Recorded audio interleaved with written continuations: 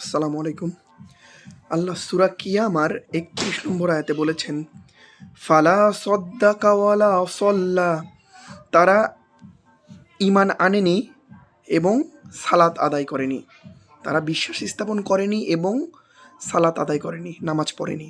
তো এখানে আল্লাহ বলতে পারত যে তারা বিশ্বাস স্থাপন করেনি, ঈমান আনেনি এবং জাকাত দেয়নি, অথবা বলতে পারতো তারা বিশ্বাস স্থাপন করেনি এবং হজ করেনি, কিংবা বলতে পারতো তারা বিশ্বাস স্থাপন করেনি তারা এবং মিসকিনদেরকে খাবার দেয়নি। কিন্তু আল্লাহ এখানে বলেছেন তারা বিশ্বাস স্থাপন করেননি এবং সালাত আদায় করেনি। মানে বিশ্বাস স্থাপনের সাথে ঈমানের সাথে নামাজের একটা ডিরেক্ট সম্পর্ক আছে।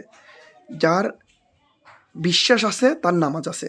এখানে মানে বলে বোঝাচ্ছে, এই আয়াতের মাধ্যমে বলে বোঝাচ্ছে আল্লাহ, যার ঈমান আছে তার নামাজ আছে। মানে কেউ যদি নামাজ না পড়ে, ইনডাইরেক্টলি তার বলা যেতে পারে তার ঈমান নাই।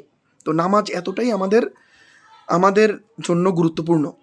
এখন একটা একটা স্বাভাবিক একটা মানুষের জন্য, কোনো নাস্তিক কিংবা হিন্দু ধর্ম কিংবা বৌদ্ধ ধর্ম কিংবা যে ধর্ম হোক না কেন, ভিজিবল একটা ডিফারেন্স কি নামাজ। আমি ভিজিবল একটা ডিফারেন্স, কোন ডিফারেন্সের মাধ্যমে আমি বুঝতে পারবো যে সে মুসলমান নাকি হিন্দু নাকি খ্রিস্টান নাকি তার ঈমান আছে কি ঈমান নাই, নামাজ দ্বারাই বোঝা যায়। তো নামাজটা মুসলমানদের জন্য খুবই গুরুত্বপূর্ণ। মানে মুসলমান নামাজ বাদ দিবে এটা হইতে পারে, এটা এটা এটা খুবই খুবই মানে বলা যেতে পারে খুবই খারাপ একটা অবস্থা।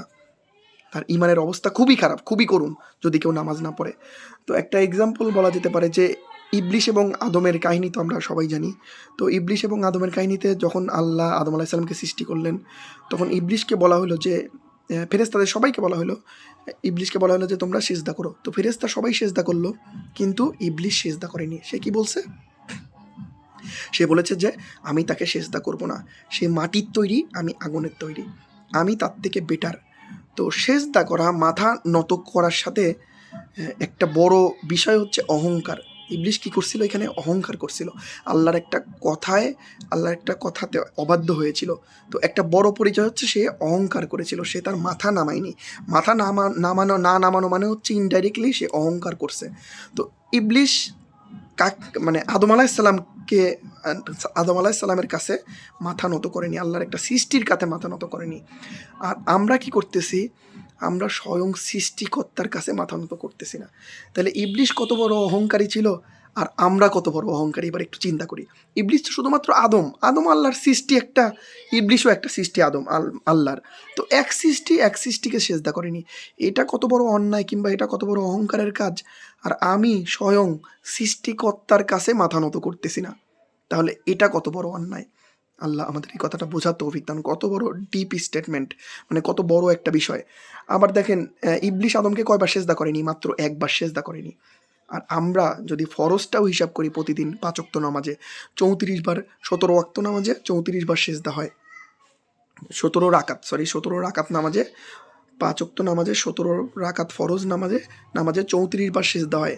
আমি দৈনিক প্রতিদিন নামাজ পড়ছি না, মানে হচ্ছে আমি 34 বার আমি মাথা নত করতেছি না আল্লাহর কাছে। ইবলিশ মাত্র একবার করেনি।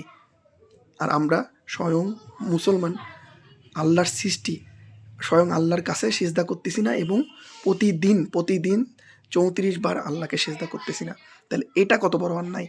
ইবলিশ কত বড় অন্যায় করেছে আর আমরা কত বড় অন্যায় করতেছি নামাজ না পড়ে, মুসলমান হয়ে নামাজ না পড়ে। এই জন্য তওবা করে নেই, আল্লাহর কাছে তওবা করে নেই যে আল্লাহ আমি আর নামাজ বাদ দিব না। আল্লাহ মুসলমান নামাজ বাদ দিবে এটা হতে পারে না। আল্লাহ আমাদেরকে এই কথাগুলা ডিপলি বোঝার তৌফিক দান করুক, আমিন।